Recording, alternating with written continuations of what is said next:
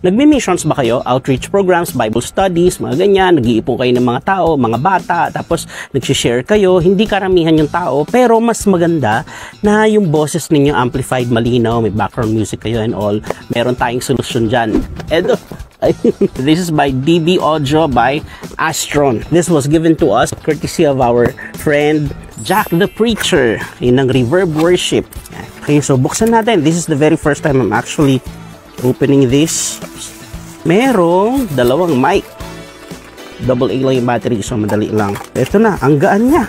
Saan po natin to? Meron siyang kasamang USB to USB-C, tapos 3.5 na audio jack. Tapos, uy, meron pa siyang strap. Yan, para madadala mo siya. Ganda. Pwede rin to sa mga street preachers. Naku, maganda to. Tingnan natin kung gaano kahaba to. Pwede, kahit mag-isa ka lang. Actually, nai-imagine ko kung sa missions, pwede to eh. Ito na. Tapos yung ganyan. Oh, nice, diba? Nice! On, off. May Bluetooth. Pair. Patugtog tayo. Chris!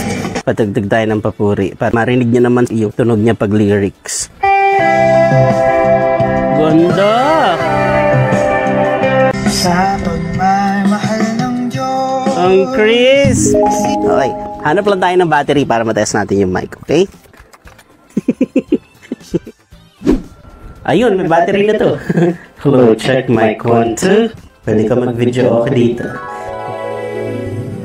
Sadyang kalibutan ng ating Panginoon. At sa habang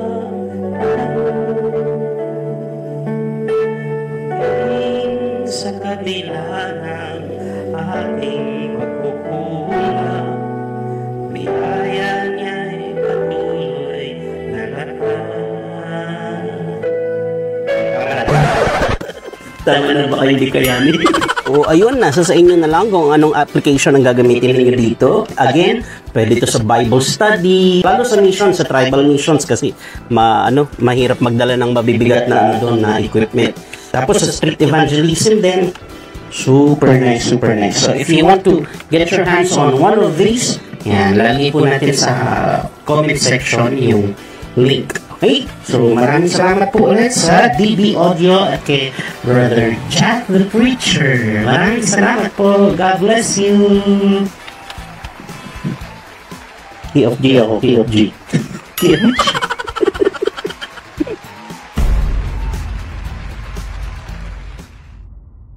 Ayan, ginamit na ni Sky. Oh. Ayan, ginamit niya na. Baba, I'm going down with this. Si Sky, kaya niya dalhin yun.